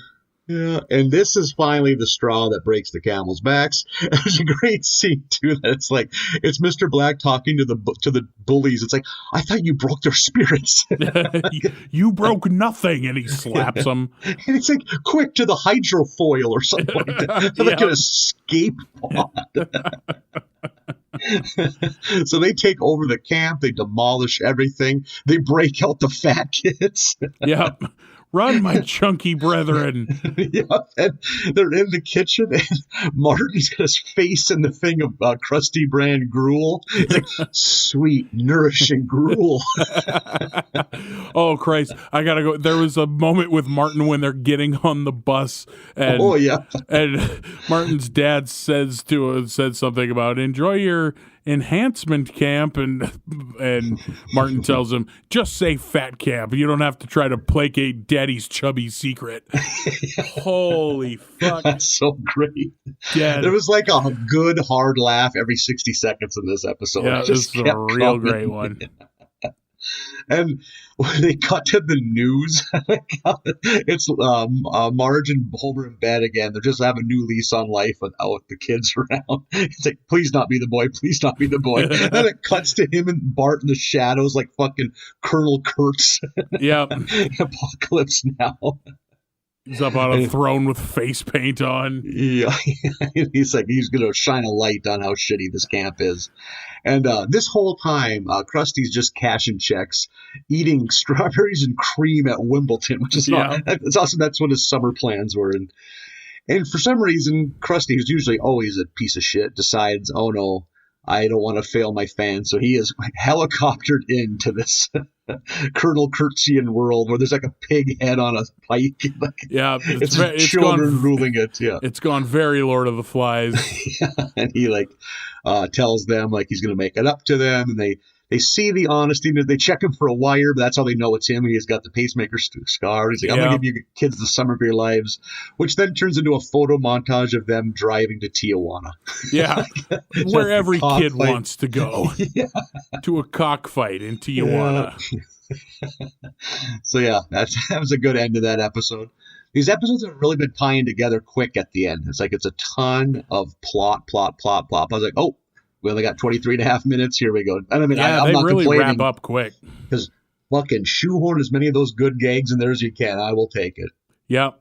That was a real fucking good episode. God, yeah. If this is what season 4 is going to be, we are in for a treat. Yeah. Episode number 2 of season 4, the last of this batch. It feels weird to be at low numbers again. Yep. Episode 2 is A Streetcar Named Marge, which centers around Marge getting into a musical version of at the local theater of Streetcar Named Desire, which I've never seen and know nothing about. Have you? Yep, I've seen it. I don't think you really need to. You're not missing out on much, if that makes sense. Like, I don't think there's not any fucking Tennessee Williams inside jokes. I didn't miss any deep cuts that only theater nerds are gonna get. Yeah. Yeah, you're fine there. Okay. I want you to sleep easy tonight, knowing that there wasn't some cat on a hot tin roof reference that you didn't get. Was that about the glass menagerie? I'm not sure. You may as well be speaking a different language right now. I am very theatrically illiterate. Oh, are you telling me that Southwestern sun-baked fucking moon surface North Dakota school didn't have a state-of-the-art high school theater? We did not. If you were so inclined, would that even been an option? Did they put a play on? Yep, there was one high school play every year that they put on in the spring. It was, you would do 2 in one day. You would do one for the students and one for the public. Oh, well, we didn't even do the school thing. Yeah, it was just for the public. I did a couple of those, but that's it. There was not a lot of opportunity for dramatic children where I came from. As you said, surface of Mars, cracked clay that is that corner of the state. I was holding on to my chunk in the Botno High caste system very precariously, just on the edge. I didn't need to become a theater kid and plummet down several levels. I wasn't going to reach for that ring. Yeah, you were happy being a B player in 4 different cliques. Yeah, I was more of the troubling underage drinking and horsing around was my extracurricular. You didn't need to be De Niro. You were fine being Pesci. Yeah. Oh, man, if only I could be Pesci. We'd all like to be Pesci. Yeah. Am I wrong, though? Does this start with the beauty pageant? Is that what they're watching right away? Yeah, they're watching a Miss USA thing on television. Yeah. Fucking bonkers that's still real. Right? How beauty pageants are so dumb. Who's watching it? I don't think it's... If you're a guy and you're watching that, holy fuck, dude. Have you heard of the internet? There's quicker and easier ways to get your nut than fucking watching these ladies fucking waltz around in evening wear. Yeah, I've never understood what the appeal is. It's like, it's simultaneously, and I get that it does do, some pageants do some good with scholarships and things like that. Yeah. But there's something degrading about the whole thing. And then, once you question who's watching this, if you're some dude watching the Miss USA pageant for its sauciness, like, you're a different level of weird. Say, what year is it in your head? Right. Yeah. What is... Yeah. I gotta be there for the swimsuit part. Take out your phone, buddy. Yeah, exactly. There's magic. Amazing things out there. I think the same thing of people who look forward to Sports Illustrated swimsuit edition every year. Yeah. Like, what is... Yeah, exactly. I will tell you, though, around this time of this show came out, my mom accidentally got me a subscription to Sports Illustrated instead of Sports Illustrated for Kids. Oh, saucy. I'll tell you what, a Kathy Ireland Sports Illustrated swimsuit issue magazine was worth its weight in gold in my junior high. that might be the most 90s name of all time, Kathy Ireland. Enjoyed her starring role in Necessary Roughness with Scott Bakula. Scott Bakula and Sinbad. Yeah, that's right. Oh, Sinbad. Remember Sinbad? Fuck. We both went up to bat for Sinbad before. I find him very funny. Yeah, I'll defend Sinbad till I will cut you if you come talking mess about Sinbad. Yep, for a clean comic, especially, very funny. Fantastic, so good. So yeah, they're watching that. Everything is so state based that they show like Miss South Dakota, who has her face in this giant like Mount Rushmore headdress that she's wearing. Which is bizarre. Miss North Carolina's a giant cigarette that's somehow smoking on one end. Yeah, very, very strange. But Marge keeps bringing up and keeps telling Homer that she's going to audition for this play or this musical. And he just ignores her the whole time. She's clearly feeling very unfulfilled. This is, spoiler alert, a Homer is a piece of shit episode of The Simpsons. We haven't had one of those in a while, so we need one of those. But yeah, he just ignores her, never has anything good or supportive to say. And then when she's on her way out, he's like, well, where do you think you're going? First off, fuck you. Secondly, she's like, well, I told you several times I was going to do that thing. And he's like, well, no, you never said that. I'd remember that. And it's like, it's 2020. We know what gaslighting is now. So this looks ultra shitty watching this now. It's like, Jesus Christ, man. But so she goes and she auditions for the role of, is it Blanche from Streetcar? Ends up getting the part. Because the director, who is great, by the way. Oh, and who is he voiced by? Motherfucking John Lovitz. We're getting Lovitz, baby. Our man Lovitz is back. I love me some Lovitz. But he's the director. He's very dramatic and very hard on everyone. It's a pretty great character. So he casts her as his Blanche and Ned as his Stanley. He picks a Stanley by having all the men going out for Stanley take their shirts off. Yeah. and we needed that reminder that fucking Flanders is still cut. Yeah, we did need that. So Flanders is just yoked. He's just this weird ultra Christian sex god that is Ned Flanders with the traps of an NFL middle linebacker. Yeah, and square pecs, not rounded. There's no jiggle to the pecs. It's all He's definitely off carbs for like 6 weeks before this. Oh yeah, that man hasn't had garlic bread in a year and a half. So he's going to be Stanley, she's going to be Blanche, and apparently, again, not knowing the play, apparently this kind of hinges around some key scenes between the two of them, where Stanley's a boorish asshole and Marge is tired of his shit and won't take it anymore. So you get a lot of comparisons, a lot of parallels between how she deep down feels about Homer and how she is supposed to feel about Stanley in this play, and the John Lovitz director character trying to pull it out of her, trying to pull the passion out of her.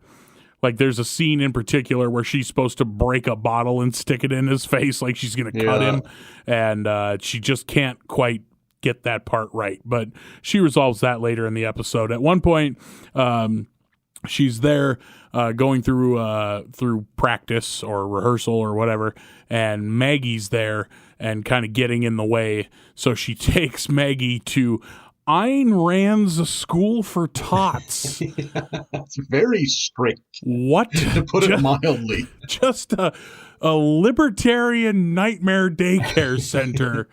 I had to stop and pause and go back. Like, wait, did that say Ayn Rand School for Tots? And yes, it certainly did. No pacifiers allowed. Yeah. Good God. Yep. So she takes Maggie and they're going to take care of her there.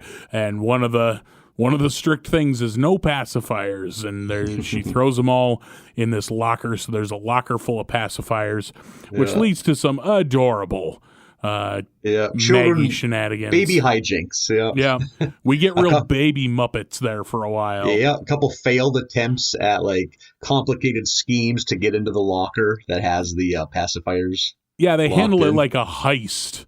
Yeah, like when the first failed one, Maggie's caught, and there's a big mess from them trying to stack things up to get up into that locker. Yeah, and the attendant lady's like, That's it. You're going in the box. What? it's a playpen. Yeah, it's just a playpen, but they It's certainly frame it as like, oh God.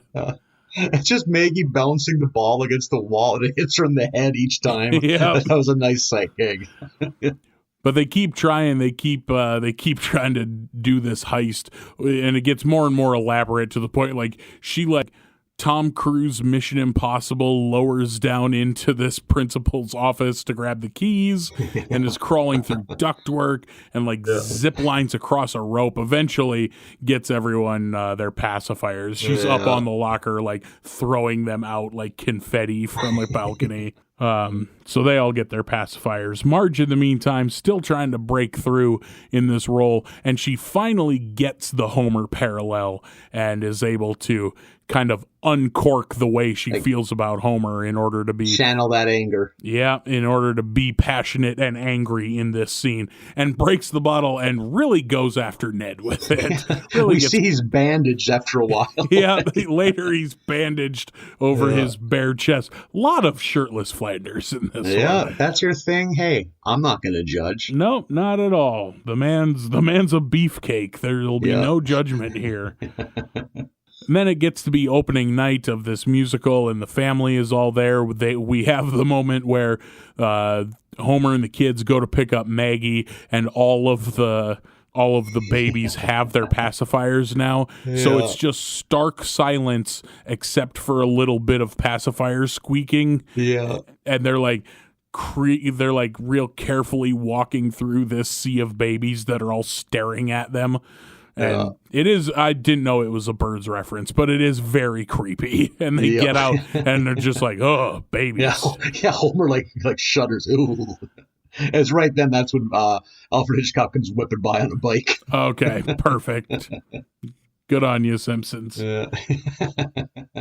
They go to the theater to see Marge's musical, and I didn't write down any of the lyrics or anything, but the opening song really shits on the city of New Orleans. No shit. Good Lord. Another comment I have. This is quite the production for a small town community theater. Yeah, they really have a budget. Scenes. Yeah, there's a scene where Marge is on a rope just whipping around. Yeah, there's like rotating set pieces. Yeah, it's impressive. They got a grant, maybe. Yeah, exactly. For they have like a longtime senator in that state that gets some money like that. They got to burn up. Yep, we got to put on a play, I guess. Or we can't get the highways fixed. They ear notch some money for the arts in the highway fund. But the play goes off and it's fantastic. Everyone loves it. In particular, they love the Marge part. And they cut to Homer while everyone's giving her a standing ovation, and he's just sitting there. And Marge takes that as he didn't like it, but they talk afterwards, and he tells her basically that, like, no, it made me sad because that guy was, the character of Stanley was, like, shitty to Blanche, and she really just needed to bust loose, and like he kind of realizes that it's about him and that he's kind of shitty, and they make up, and that's it. Again, a quick wrap up there at the end. We've seen this probably 3 or 4 times now. It's the Homer is a shit sandwich through the first 20 minutes of the episode, and then he throws a Hail Mary pass at the end to redeem himself in his marriage. Yeah, exactly. Or Marge forgives for no reason. And that is another common theme. Like, hey, Marge, like, you don't have to. Right, yeah. I mean, you kind of do because we want the show to continue. Yeah, that's the thing. You have to, so the show is still real, but it's a bizarre thing every time. I feel anyway, when we get a Marriage on the Rocks episode of The Simpsons, the resolution always just seems to be, oh, well, and that's it. Yeah. That Homer, he's incorrigible. Oh, that Homer, yeah. Yeah. So, another one of those, but a good one of those. Yeah, I feel like we haven't had a Marriage on the Rocks episode in a while. Maybe the fishing one, the Captain Catfish one is maybe the last one. But another one of those. And we're off and running in season 4. Doing it. We finally made it. dear reader or dear listener, I hope you stick with us through season 4. I mean, maybe someday we'll get big enough where we can have novelizations of these podcast episodes. Okay, sure. I can just write transcripts of all these. Yeah, exactly. And fine leather-bound hardcovers. We'll sell those as collector's items. Yeah. We'll do the convention circuit someday when conventions are a thing again. The America's Barley Basket Tome, only $1,999.99. And like the advertisement's like a grandfather reading an episode to his grandchildren in front of a fireplace. And then Nathan says, I just rode the swings like a cuck. Yeah. Those men sure didn't know The Simpsons well, did they, Pop? You're right, Sugar Plum. They did not. Sure didn't. And then the camera pulls back to reveal the mailbox that says the Fulsa box. It was you the whole time. You're the grandpa, Nathan. Just like the beginning and end of the Martin Short movie Clifford, where he starts it. Holy shit, we don't got time to dive into Clifford. My hot takes on Clifford. I have no idea what Clifford is, so my immediate thought was, did they make a live-action Clifford the Big Red Dog? Because that's the only Clifford I know. And did they get Martin Short to star in it? It is cuckoo bananas. I love it, but it is hard to believe that movie got... Martin Short plays a 10-year-old boy. Okay. And Charles Grodin has to take care of him. They're like the same age. Okay. It is a very... Yeah, boy. That's stay tuned for info on our Patreon where we do a 4-hour deep dive into the movie Clifford. Hey, we could. Yeah. Let us know. How would people contact us, Marlin, if they want to know more about Clifford? To demand the Clifford podcast special, you can reach out on Twitter at BarleyBasketUSA or via email, which is barleybasketUSA@gmail.com. And you can say, yes, please, or Christ, no, on the Clifford podcast episode. And I want to throw out something right now, too. I still would love to hear from 90s and 80s hard hat type workman basketball players, but I'm going to extend things. Okay. I also want us to reach out, maybe connect with some overly tall. I want like 7'2" and above. We got to I want to hear from Mark Eaton, 7'4", longtime Utah Jazz center. We could Sean Bradley, 7'6", chilling in Utah, not a care in the world. Rick Smits, the Duncan Dutchman, 7'4", Dutch boy in the paint. Love it. Would love to have beautiful shock of blonde hair. God damn it. I hate sports so much. Some Indianapolis-based sportscaster thought of that and got a half chub. Like, that's going to look so good in print. Oh, my God. I hate the sports media so much. We want about Chuck Nevitt, 7'5", the human victory cigar, because he was always on the bench. I think that belittles him. He seems like had a beautiful mustache, which one needed in the 80s if you wanted to get laid. Of course. Yeah, there's Thomas Hamilton. He was 7'3". There's some Keith Kloss. Keith Kloss might have been 7'1". If you want to reach out, we'll discuss if we want to share it, Keith. So. Oh my God. Yep. By all means, big guys. Yori Mirasan, if you're in Romania listening to this right now, 7'7". Oh, would love it. Bol, the son of Manute Bol, he's at least 7'2", 7'3". Love to hear from you. We've, as far as I know, I'll have to check the download statistics, have not breached Romania just yet. Oh, God. Eastern Europe is within our grasp. This is like playing Risk. It's ready to fall. Then the Ukraine. We're in the breadbasket of the steppe. Not the barley basket, huh? No. We will have the barley basket of Eastern Europe if we play our cards right. We are gathering strength in Western Europe. We have UK listeners. We have one Norwegian listener. We really do have one person downloading our episodes in Belgium, which I, God bless you, frankly, sir or man, love. Thank you, Belgian listener, for sticking with us. We hope you enjoy it. Please reach out on Twitter or email us, because I would be thrilled to find out how our weird stories of growing up in shit kicker North Dakota sound to someone in Europe. Yeah. I would love to know. If you write us, Marlin will mail you something from his home. I'm going to throw you out there, Marlin. It can be a receipt. Sure. If you give him an address, he will mail you something. Well, I guess that's a thing now. Sure. Yeah, I'll mail you something. There we go. See, did you hear that? I mean, we got to timestamp this. Right. This has to happen before like September 15th. 2020. Let's make sure that's also clear. We don't need 75-year-old Marlin having to walk down 9 flights of stairs from the group home he lives in. To mail a podcast listener from 40 years ago a battery. A clip of hair because you have nothing left in your apartment. Ripping the tag off your polo. Here you go. Yeah.